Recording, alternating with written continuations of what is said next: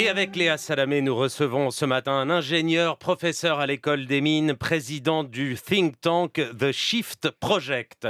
Son expertise, son public nombreux et fervent ont fait dire de lui qu'il était la rockstar de la transition énergétique. Ça le fait déjà marrer. Vos questions, amis auditeurs, au 01 45 24 7000 et sur l'application France Inter. Jean-Marc Jancovici, bonjour. Bonjour. Bonjour. Et merci d'être à notre micro avant. Ça vous fait marrer, Oui, hein? ça vous fait Bah marrer. oui, attendez, une rockstar, ça remplit le Parc des Princes. Moi, je remplis un amphi. Ça n'a rien à voir. Oui, mais avec les réseaux sociaux, Avec les réseaux ça sociaux, ça vous fait faites plus le- que le ouais, Parc ouais, des ouais. Princes. Non, j'ai aussi fait un petit calcul d'ordre de grandeur. Ah ben ça, on vous connaît bien. Ça, là, c'est l'ingénieur. Vous là.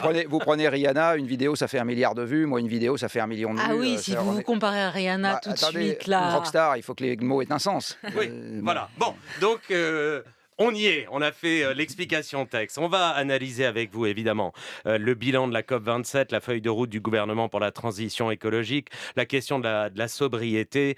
Mais un mot. Tiens, sur nous et vous, pour commencer, nous les journalistes, vous avez longtemps pesté contre les médias en disant que sur tous ces sujets, on n'était pas au niveau. Maintenant, on ne peut plus allumer sa télé ou sa radio, ouvrir un journal sans vous voir. Alors, qu'est-ce qui s'est passé? Qu'est-ce qui s'est passé, Jean-Marc Jancovici? Est-ce que vous avez pris votre bâton de pèlerin ou est-ce que vous On est estimez... moins cons. Voilà, qu'on est moins con et que la prise de conscience a progressé tout de même dans les médias et que le traitement de ces sujets-là est aujourd'hui tout de même de meilleure qualité et aussi de plus grande ampleur. Alors, on peut très bien être en progression tout en n'étant pas encore là où on devrait être. Ouais, Les deux ça, sont- c'est le les deux- prof. Les deux sont pas possibles. Donc, c'est clair, oui, les médias ont quand même bougé par rapport à il y a 10 ans, ça c'est très clair. Mais par contre, il y a énormément de choses qui se passent dans les médias et entre être invité quelque part et avoir partout et tout le temps un traitement de l'information qui soit satisfaisant, il y a une différence. Et puis par ailleurs, je considère pas que le fait qu'on m'invite comme étant le thermomètre majeur du fait que les médias racontent des bêtises ou pas de bêtises. Si j'essaye de synthétiser un peu ma position sur les médias, je trouve que le grand n'importe quoi, il s'est déplacé, c'est-à-dire qu'il y a 10 ans, le grand n'importe quoi, il était encore sur la définition des problèmes. Alors aujourd'hui, il y a un problème qui reste encore très mal défini dans les médias, c'est le problème qu'on a coutume d'appeler sous le nom peak oil, c'est-à-dire la limitation géologique, et non pas pour des raisons climatiques, de l'approvisionnement en pétrole et en gaz. Ça, c'est encore quelque chose qui passe totalement sous l'écran radar. C'est-à-dire, qu'est-ce qu'on comprend pas sur ça, par Vous n'en exemple? parlez pas. Il faut quand même savoir qu'en 2018, l'Agence internationale de l'énergie a dit que la production mondiale de pétrole dit conventionnel, c'est-à-dire tout ce qui n'est pas le pétrole de schiste et les sables bitumineux, était passé par un maximum en 2008, que depuis ça déclinait et que c'était le déclin terminal, c'était irrémédiable. J'en ai entendu parler nulle part dans les médias. Enfin, sauf quand vous êtes venu parler de votre bande dessinée Oui, ici. d'accord, mais Non, mais je fais la petite parenthèse. nulle dans part ce que sauf vous dites. Epsilon, mais je veux dire, ma présence ici n'est pas l'ensemble des médias, et Bien heureusement. sûr, bien sûr. Donc il y a quand même sur cette partie-là aujourd'hui, on est encore très largement sous l'écran radar. Hein. Sur la partie changement climatique, là par contre, il y a beaucoup plus de place qui est donnée à la définition du problème. Mais c'est quand même difficile de rentrer dans les détails parce que vous savez très bien que dans votre métier, c'est compliqué de capitaliser et de présupposer le mardi que l'auditeur, il a tout appris de ce qui a été dit le lundi. Donc il y a quand même un phénomène de répétition et pas trop de capitalisation. Mais ça, c'est l'eau de votre métier. C'est très difficile d'y échapper. Par contre, le grand n'importe quoi, il est passé sur les solutions aux problèmes.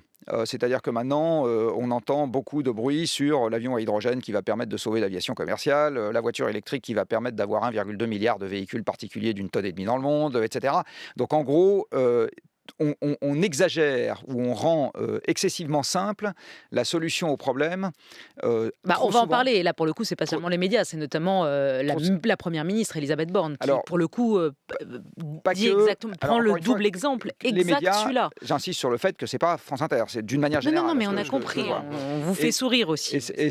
Et là, du coup, on voit énormément d'informations qui sont reprises sans hauteur de vue, sans mise en perspective, et qui donnent l'illusion que le problème va être très facile à mettre sous contrôle. Voilà, Alors, c'est ça le... Venons-en maintenant à la COP27. Un accord a été salué, un échec déploré également. On va commencer par l'accord de 196 pays qui ont décidé de créer un fonds pour les pertes et dommages afin d'aider financièrement les pays en développement, particulièrement vulnérables, à faire face aux dégâts irréversibles causés par le réchauffement climatique. Les pays du Sud portaient cette revendication, les pays du Nord rechignaient à l'affaire, ils ont finalement signé. Est-ce que ça va dans le bon sens ? Alors la clause de pertes et dommages, la première fois que j'en ai entendu parler comme étant quelque chose sur lequel le pays se mettait d'accord, c'était à Copenhague en 2009. Vous dites que c'était la meilleure COP d'ailleurs. Oui, absolument, c'était la meilleure COP parce que c'est la seule qui n'a pas suivi le processus onusien des COP. Donc c'est la seule où il y a eu des vraies décisions et en particulier l'objectif politique des sous les 2 degrés date de Copenhague. Hein, c'est à ce moment-là que les États se sont mis d'accord sur cet objectif. Je vous avoue ne pas avoir regardé dans les détails ce que Sharm el-Sheikh avait amené par rapport aux COP précédentes sur la clause de pertes et dommages, enfin sur le fonds de pertes et dommages. Donc je ne sais pas quelles sont les avancées techniques qui ont eu lieu. Par contre, ce que je sais, c'est que le principe même, il est acté depuis longtemps. Alors sur l'échec maintenant, L'échec, Nicolas. c'est sur les énergies fossiles. Le texte mentionne seulement que les pays s'engagent à accélérer la réduction de l'utilisation du charbon et la sortie des subventions inefficaces aux énergies fossiles. La même promesse que celle, pour le coup, prise l'an dernier. Le pétrole, le gaz ne sont pas évoqués. Là, c'est un échec à vos yeux. En 2022, j'ajoute, on ne peut pas dire qu'on ne sait pas, là. Hein. Non, mais alors par contre, en 2022, le processus d'une COP reste le même qu'en 2000. C'est-à-dire qu'il faut savoir que les COP, il y en a depuis 1995. Hein, et le fonctionnement même d'une COP fait que ça ne peut pas contraindre de l'extérieur des pays qui ne voudraient pas de l'intérieur avancer sur le sujet. Parce qu'une COP, c'est régi par des processus onusiens. Et dans le cadre des Nations Unies, sauf ce qui se décide au Conseil de sécurité, mais pour le moment, le changement climatique n'en fait pas partie, tout le reste se décide à l'unanimité par consensus. Donc, un parallèle que je prends souvent pour désigner ce qui se passe dans une COP, c'est imaginons que vous ayez un immeuble dans lequel vous avez 200 copropriétaires. Chaque copropriétaire dispose d'une voie, qu'il ait le penthouse du dernier étage ou un placard à balai au sous-sol. Vous avez un énorme dégât des eaux qui suppose de tout refaire dans l'immeuble. Chaque copropriétaire doit payer par contre au prorata de sa surface. Et vous démarrez la réunion le matin sans syndic, sans programme de travaux, sans personne qui arrive avec un projet de résolution. Chacun arrive en disant voilà ce que je pense qu'il devrait faire. Et il faut se mettre à l'unanimité d'accord le temps d'une journée. Donc vous dites en fait les efforts, il faut les faire au niveau national ou européen. Donc en fait les grands raouts. Alors c'est utile parce qu'on en parle. Ouais. Voilà.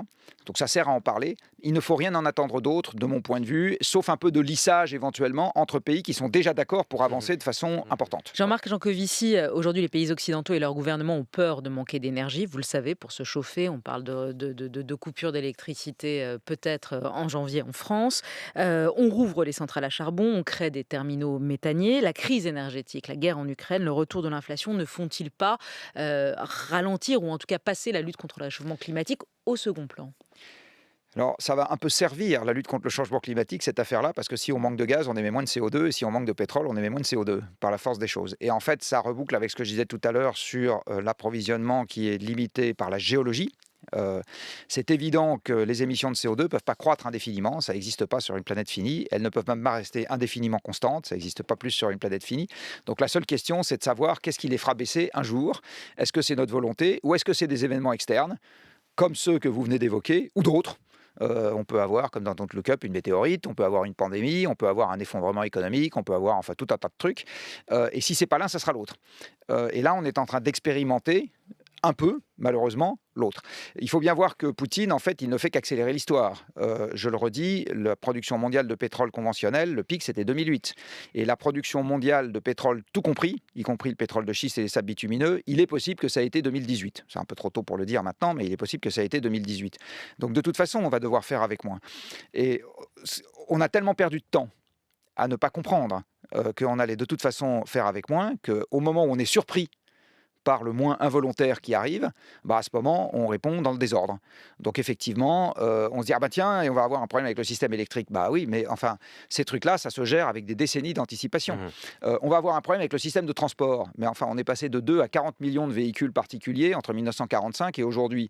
Et un jour, on se dit, tiens, il va falloir qu'on change. Mais on ne va pas changer ça en une semaine. Donc en fait, c'est ça notre problème. C'est qu'on n'arrive pas à raisonner sur les bons horizons de temps.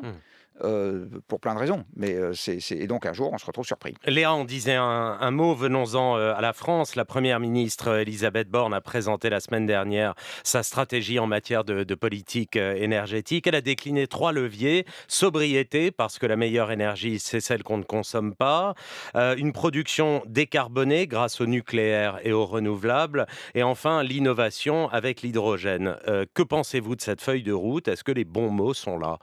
Alors les bons mots saut là, sauf que quand il s'agit de passer aux actes, les bons actes ne sont pas nécessairement là. Je vais donner un exemple de sobriété, qui est un exemple qui ne porte pas sur l'essentiel de la consommation de pétrole dans ce pays, mais qui est le 110 sur autoroute. Alors, justement. Sauf à ce que j'ai été très mal informé, je comprends que notre Première ministre n'y est pas très favorable. Non, elle a dit non. Or, c'est une mesure de sobriété. Et non seulement c'est une mesure de sobriété, mais c'est une mesure de sobriété à laquelle, sauf à ce que je sois également très mal informé, la majorité de la population est désormais favorable. Donc je ne comprends pas ce qu'elle fait. Je vais vous donner un autre exemple sur les mesures de sobriété. Il y a un sujet sur la température dans les logements.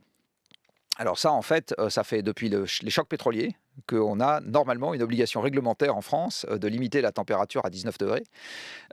Vous avez énormément de bâtiments dans lesquels ce n'est pas le cas. Bon, certes, c'est une mesure de sobriété, on peut dire c'est pas très sympathique parce que il faut, mais enfin, bon, 19 degrés, c'est quand même pas la mort. Vous chauffez à 19 degrés depuis toujours chez vous? Probablement un peu moins. Ah ouais. Vous caillez. Bah, je mets un pull, Un col roulé? un col roulé, et je mange des soupes. Non, je plaisante. Donc voilà, donc la question de la sobriété, c'est que pour que ce soit efficace, il ne faut pas que ça reste un mot. À un moment, il faut parler mesures concrètes et il faut parler impact quantifié des mesures concrètes. Mais quand même, quand vous regardez les chiffres de RTE qui montrent que la tendance est à la baisse de la consommation le dernier mois, il y a quand même une prise de conscience et des actes aussi. Le RTE dit que la consommation d'électricité a baissé de 6,5% de moyenne par rapport à la période 2014-2019. Vous saluez quand même ça? Alors, Il y a est-ce des que petits- RTE précise si c'est pour des raisons climatiques, parce qu'on a eu un mois d'octobre extrêmement doux et un non, début ça, il novembre précise extrêmement pas. doux, ou pas? Parce que ça peut être la première raison. Je vous avoue ne pas avoir regardé cette déclaration, mais la première chose à laquelle je pense, c'est ça. Elisabeth Borne a déclaré par ailleurs que la transition énergétique va de pair avec la croissance et la création d'emplois. Elle va accompagner la réindustrialisation et permettre l'émergence de secteurs et de filières d'avenir. Transition énergétique et croissance verte, vous êtes d'accord ou c'est un mythe? Je pense que c'est un mythe. Alors, Elisabeth Borne, elle fait un métier, comme tous les politiques, qui consiste à dire que tout est sous contrôle. Donc, tout est sous contrôle, ça veut dire qu'on va à la fois avoir la croissance économique. Parce que, qu'est-ce que ça veut dire pour l'État, pas de croissance économique? Ça veut dire des recettes fiscales qui baissent, hein, et ça veut dire le spectre du chômage. Bon. Donc en fait, sur le fond, c'est pas tellement la croissance, c'est le fait que chômage et pas de recettes, ça c'est quelque chose pour lequel l'État n'est pas prêt parce qu'il n'y a pas de plan B pour ce genre de situation. Quand on regarde ce qui a fait la croissance économique des 2 derniers siècles, c'est essentiellement l'ère des machines, donc l'ère de l'énergie. En fait, l'énergie renouvelable, c'était la totalité de l'énergie qu'on utilisait il y a 2 siècles et demi, et la civilisation industrielle a consisté à sortir des énergies renouvelables, et pas du tout à y rentrer. Et là, on y retourne aux énergies renouvelables. Alors oui, mais est-ce qu'on va garder la civilisation industrielle? Ce dont on a fait la preuve pour parler des énergies renouvelables, en particulier de l'éolien et du solaire, parce qu'en général, c'est ça qu'on a en tête quand on parle d'énergie renouvelable. Ce dont on a fait la preuve sur les 20 dernières années, c'est qu'on savait fabriquer plus d'éoliennes et de panneaux solaires dans un monde qui, par ailleurs, a doublé sa consommation de charbon et a augmenté de 50% sa consommation d'énergie fossile. Donc, en fait, dans un monde mondialisé où c'est très facile de mettre en France le résultat de l'exploitation des mines ailleurs, de la pétrochimie ailleurs et des porte-conteneurs partout dans le monde, on a fait la démonstration que dans ce contexte-là, on savait installer des éoliennes et des panneaux solaires. Mais est-ce qu'on saura toujours le faire dans un contexte dans lequel il n'y a plus de mondialisation, plus de porte-conteneurs et plus de camions? Pas sûr. Donc, on voit bien que les énergies renouvelables, il y a 3 siècles, ce n'est pas les machines technologiques qu'on utilise aujourd'hui. Ça n'a rien à voir. Jean-Marc Jancovici, il y a les renouvelables et il y a le nucléaire. La France se félicitait sur le nucléaire. C'était notre grande fierté. On était indépendant, on était souverain grâce au nucléaire. Et aujourd'hui, et Dominique Seux le rappelait dans son édito tout à l'heure, seuls 32 des 56 réacteurs nucléaires français fonctionnent. Qu'est-ce qui s'est passé sur le nucléaire? C'est un problème de moyens, c'est un problème chez EDF, c'est un problème de volonté politique. Comment on se retrouve aujourd'hui avec cette crise où on a 32 réacteurs seulement qui marchent sur Quand vous dites qu'on s'est 56? félicité sur le nucléaire dans ce pays, c'est oublier un peu vite que sur cette antenne et quelques autres du même groupe, on n'a pas vraiment dit du bien du nucléaire pendant assez longtemps. Donc non, on ne s'est pas vraiment félicité du nucléaire. En fait, la coloration dans le débat public sur le nucléaire ces 20 dernières années s'est baladée plutôt quelque part entre bon, on en a, mais il ne faut pas le dire trop fort, jusqu'à ça serait quand même bien qu'on n'en ait pas. Mais alors justement, pourquoi on se retrouve aujourd'hui avec tous ces réacteurs qui sont en panne Qu'est-ce qui se passe, quoi? Est-ce que ça vous inquiète? Alors non, ça ne m'inquiète pas spécialement, parce que en fait, il n'y a pas que des réacteurs en panne, il y a également des réacteurs qui ont été en décalage de maintenance, parce qu'on est dans la suite du Covid, où il y a eu, à cause du Covid, des perturbations dans la possibilité de maintien des réacteurs et une diminution de leur production. Donc il y a aussi de l'uranium qui est resté, enfin des assemblages qui sont restés plus longtemps dans les réacteurs parce qu'il n'était pas question de les sortir avant que tout l'uranium ait été consommé. Après, il y a également eu le défaut de la corrosion sous contrainte. Voilà, ça c'est une mauvaise surprise. C'est pas un truc très grave sur le fond. Simplement, ça immobilise les réacteurs le temps qu'on fasse la réparation. C'est ça le sujet. Est-ce que dans ce pays, on s'est donné toutes les chances, j'ai envie de dire, d'avoir un nucléaire qui fonctionne bien? Non. On ne s'est pas donné toutes les chances parce que quand vous avez un actionnaire, c'est-à-dire le pouvoir politique, qui dit du mal publiquement, assez souvent, de ce que fait l'opérateur dont il a la charge, vous vous retrouvez à l'intérieur de l'opérateur avec des situations qui sont un peu compliquées et dans la filière avec des situations un peu compliquées. Imaginons que vous soyez un chaudronnier travaillant pour la filière nucléaire. Oui, Léa Salamé Incorporated. Et donc, vous entendez le pouvoir politique dire quand même le nucléaire, c'est pas terrible, on va arrêter. Vous avez envie, vous, de continuer à vendre à cette filière. Vous dites, c'est un secteur où je suis sûr de garder mes clients, etc. Donc pour vous, ça a été le discours politique. Il y a ça contribué. été Je ne dis pas que c'est la seule raison, mais je dis que fatalement, il y a contribué, bien les sûr. décisions de fermer 14 réacteurs, de fermer Fessenheim, Oui, enfin, tout ça. même si on ne va pas le faire, le discours là-dessus est quelque chose qui crée de l'incertitude. Et quand vous créez de l'incertitude dans une filière économique de long terme, en général, ça n'améliore pas les choses. Allez, beaucoup de questions au standard. On y va tout de suite. Stéphane, bonjour. Bonjour. Vous nous dites faire partie d'Extinction Rébellion. On vous écoute. Bah oui, on a un petit groupe dans les Hautes-Alpes, comme ça se multiplie un peu de partout. Alors, il n'y a pas qu'Extinction Rébellion, il y a plein de groupes qui se soulèvent. Parce que ça fait trop longtemps qu'on parle, il ne se passe rien. Donc à un moment, il faut mettre un peu les mains dans le cambouis et il faut un peu aller dans l'action un peu radicale. Alors, quelle est Comme votre le question? font, par ailleurs, la question, c'était qu'en pensait M. Jancovici. Il y a un groupe qui s'appelle Scientifiques en Rébellion. Ils sont de plus en plus nombreux à se poser les bonnes questions, me semble-t-il, puisque depuis 1974 et René Dumont, on sait très bien qu'on continue dans la même direction, mais rien ne change. Vous avez pu voir tourner sur le net la courbe des émissions de CO2 liées au nombre de COP, et on voit que non, rien ne change. Donc à un moment, voilà, je voulais voir un peu son point de vue sur ce genre d'action, comme on a vu à de nombreux endroits. Oui, notamment dans les musées ces dernières semaines. Merci Stéphane pour cette question. Jean-Marc Jancovici sur ces nouvelles formes de militantisme. En fait, c'est quelque chose qui existe depuis quand même assez longtemps.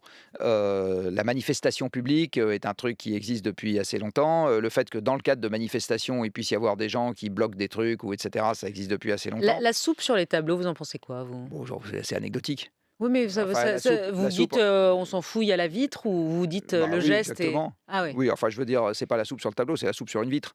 Donc on a sali une vitre. Ok, bon, c'est peut-être pas la peine d'en faire tout un fromage. Même les gens qui bloquent des autoroutes ou bloquent des pistes d'aéroports, etc. Vous savez, quand une entreprise que je ne nommerai pas bloque la circulation des trains parce que les gens sont en grève, ça met un peu plus le pastis dans la circulation des gens et on dit il y a une grève. Mais pour vous, c'est pas contre-productif ces actions? Est-ce que ça ne parle pas qu'aux convaincus? Alors, on jugera l'arbre à ses fruits. Moi, j'ai pas. Je vais le dire autrement. Je considère pas que ce soit quelque chose de fondamentalement plus immoral que n'importe quoi d'autre. Voilà. Mais là, Après, je vous parle sur l'efficacité, pas la moralité. Alors, on est bien d'accord. Mais l'efficacité, vous savez, encore une fois, on jugera l'arbre à ses fruits. C'est difficile de savoir. En tout cas, ce que je peux dire, c'est que je comprends le sentiment d'exaspération d'une partie des gens qui se disent, quand même, pourquoi est-ce qu'on est aussi mou à essayer de faire des choses, alors même que dans une partie de la population, l'opinion comprend bien qu'il va falloir qu'on change. Écoterrorisme, Oui, ça, c'est... éco-totalitarisme, vous réagissez comment quand vous entendez des Alors, ministres ou des écoterrorisme, élus? c'est une expression qui a été utilisée justement pour la soupe jetée sur des vitres, etc. Non, aussi par Gérald Darmanin sur la mobilisation dans les Deux-Sèvres contre les bassines. Oui, c'est pas du terrorisme, c'est une ZAD, c'est pas du terrorisme, c'est une manifestation. Enfin, je veux dire, voilà, terrorisme, c'est le Bataclan, c'est quand même pas pareil. Sur l'application d'Inter, Le Cerf vous pose la question. Il commence par dire qu'il est fan de la rockstar Jancovici. Mais question sur le nucléaire, comment faire avec la pénurie d'eau et les sécheresses? Alors ça, c'est pas le problème majeur auquel on est affaire avec le nucléaire. Ce qu'on risque de pire, j'ai envie de dire, avec une centrale nucléaire qui aurait un défaut d'approvisionnement en eau, c'est tout simplement qu'elle arrête de produire. Aujourd'hui, une centrale nucléaire qui fonctionne, elle prélève de l'eau dans une rivière. Quand la rivière, enfin ou un fleuve, quand le fleuve a vraiment beaucoup de débit, en fait, elle rejette l'eau un peu réchauffée. Et quand le fleuve a moins de débit, en fait, une partie de l'eau est évaporée dans ces grandes tours de réfrigération là qui fument. Et ça permet d'utiliser beaucoup moins d'eau pour le refroidissement. Mais la plus grande centrale nucléaire des États-Unis, elle utilise les eaux usées d'une ville. Pour se refroidir. Donc en fait, ce qu'on risque, il n'y a pas de problème de sûreté avec un défaut d'eau. Il y a juste un sujet qu'on peut baisser la puissance de la centrale parce qu'il n'y a pas assez d'eau pour la refroidir. Toujours sur l'appli d'Inter, Laurent nous dit qu'il est en train de lire le livre de Greta Thunberg. J'ai l'impression qu'on est loin de pouvoir rester à 1,5 degré de réchauffement. Quel est votre avis? Est-ce qu'il faut faire le deuil de cet objectif-là? Alors probablement, sauf comète, nouvelle peste ou guerre thermonucléaire, oui. Aujourd'hui, le réchauffement planétaire, il est de l'ordre de 0,2 degrés par décennie. Et même dans un scénario de type accord de Paris, on franchirait les 1,5 degrés avant 2050. En fait, le scénario de type accord de Paris, on nous fait franchir transitoirement le seuil avant que ça redescende un peu. On peut discuter du scénario, mais donc malheureusement, je pense que l'objectif rester sous 1,5 degré, il est mort. L'avion, pour terminer, vous dites dans Le Parisien, je suis à titre personnel favorable à un système communiste. Riche ou pauvre, vous auriez droit dans toute votre vie à 3 ou 4 vols par avion dans votre vie, dont 2 dans la jeunesse. Alors, moi, ça m'interroge. Je vais vous dire, je pense que ça intéresse beaucoup de gens. C'est-à-dire, on a le droit à, disons, 4 vols dans toute notre vie. Mais il y a beaucoup de gens qui prennent l'avion pas seulement pour leurs vacances ou par loisir. Il y a beaucoup de gens qui prennent l'avion aussi pour rentrer chez eux et voir leur famille qui habite dans un pays qui n'est pas leur pays d'origine. Il y a beaucoup de gens aussi qui voyagent pour le boulot. Qu'est-ce que vous leur dites à ces gens-là? Alors, je leur dis plusieurs choses. La première, c'est qu'aujourd'hui, l'avion, c'est 8% du pétrole mondial. Et l'avion est né avec le pétrole et mourra avec le pétrole. D'accord ? Donc, il n'y a pas de solution technique à l'échelle pour conserver les quelques milliards, je ne sais plus exactement combien il y en a maintenant, de passagers aériens qu'on a par an. Il n'y a pas de solution technique à l'échelle. Mais Voilà. comment on fait? Vous Ben, êtes on fera que les gens marocain, veulent. vous êtes brésilien, Les gens vos parents... je suis désolé de le dire, ils verront moins souvent leurs parents au Brésil et au Maroc. Mais c'est pas moins souvent avec vous, c'est 4 fois par an. Ah, alors ça, c'est un autre sujet. C'est une fois qu'il y a moins d'avions, comment vous le répartissez? Et là, vous avez 2 options. À chaque fois que vous devez gérer moins, il n'y a que 2 options, toujours que 2. Vous le gérez par les prix, vous le gérez par les quantités. Et moi, ce que je dis, c'est que je trouve que le système où on gère par les quantités est un système qui est plus égalitaire que le système où on gère par les prix. Donc 4 fois dans une vie Non, mais entière. je dis 4, ça peut être 2, ça peut être 5, j'en sais rien, j'ai pas fait les calculs. Mais l'idée, c'est, encore une fois, c'est gérer par les quantités plutôt que gérer par les prix. Mais philosophiquement, c'est quand même l'idée que chacun reste chez soi, en fait. On va pas découvrir d'autres civilisations, on va Oui, pas... enfin, vous savez, les gens qui prennent l'avion pour aller se mettre dans un hôtel dans une autre ville ou qui se mettent dans un voyage organisé ou qui vont dans un village de vacances, je pense que la découverte d'une autre civilisation, c'est un terme qui peut être un peu exagéré. Merci Jean-Marc Jancovici. C'est toujours stimulant de dialoguer avec vous au micro de France Merci. Inter. Merci beaucoup.